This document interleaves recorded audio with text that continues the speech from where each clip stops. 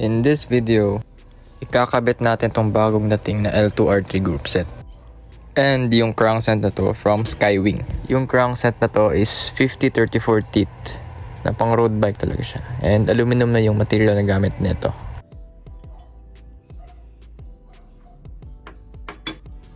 Kakabit natin yan sa ating Promax PR20. Kaya i-unbox muna natin to. First up is yung RD natin, yung rear derailleur, which is L2R3. Napaka-goods naman ng quality. Matagas naman yung spring. Yun. Then check natin yung pulley wheel niya, which is bushing type pa. Upgradable pa siya to ceramic. According sa datasheet neto, yung cogs na kaya neto is 11 up to 34 teeth. Which is sakto naman sa gamit natin, current na 11-34 teeth na cogs. So yung cable bar adjuster niya is nandito. May click-click.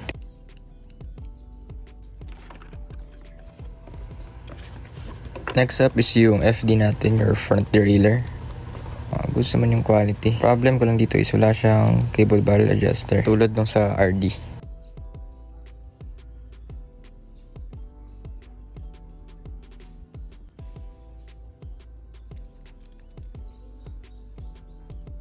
Next is i-check natin yung spring niya.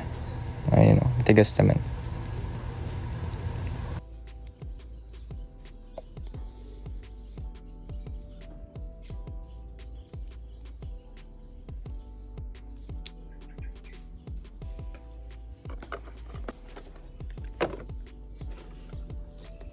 Next naman is yung shifter natin, specifically the right shifter for RD. Since L2R3 to, so 8 speed to siya. So shift test muna natin. Dapat 7 clicks maririnig natin dito.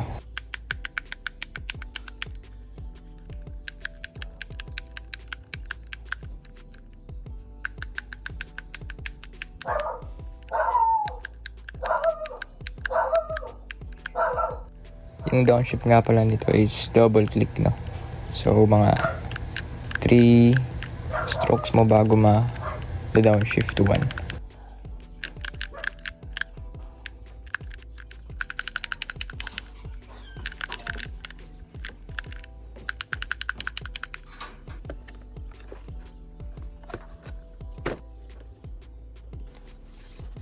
Next up is yung isang shifter natin, specifically the left shifter for our FD front derailleur.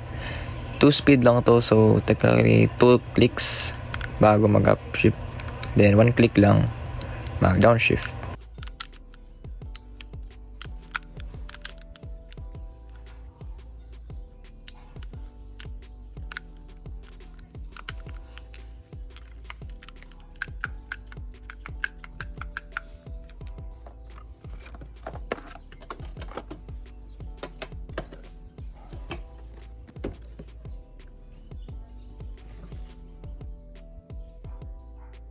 So bike check muna natin yung current setup natin, So for the left shifter is yung Claris na double and L2R2.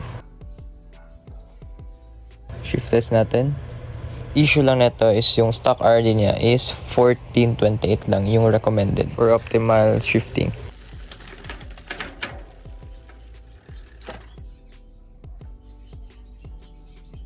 So simulan natin pagbaklas.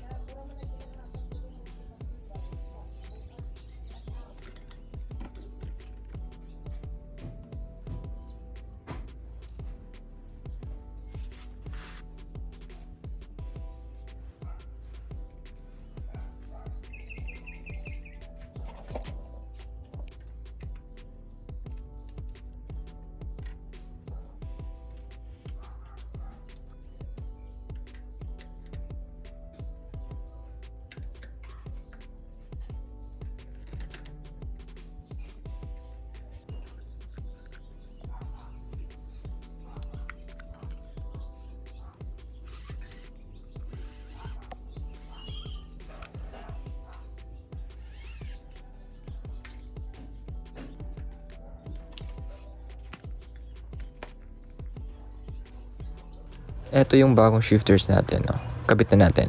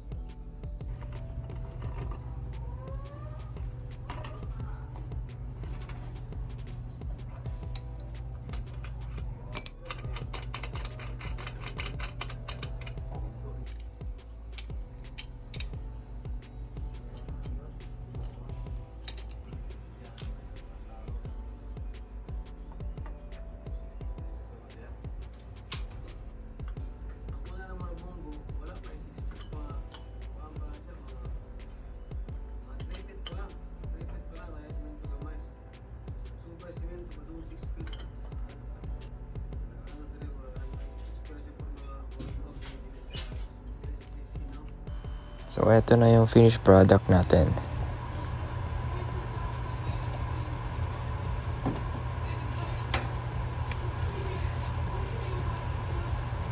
So, shift test natin.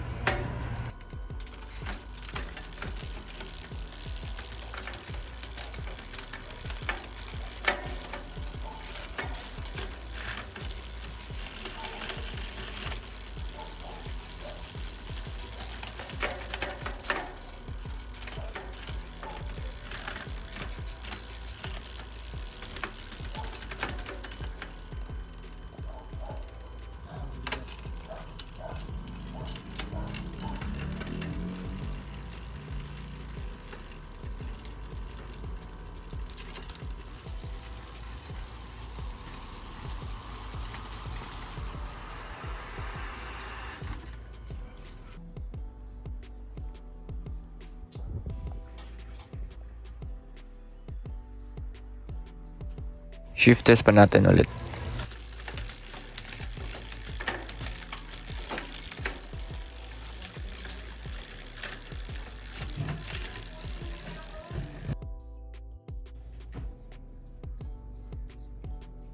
Since ayaw ko yung reach lever ng R3, bumalik ako sa R2. So, kinabit ko lang ulit. At eto na siya ngayon.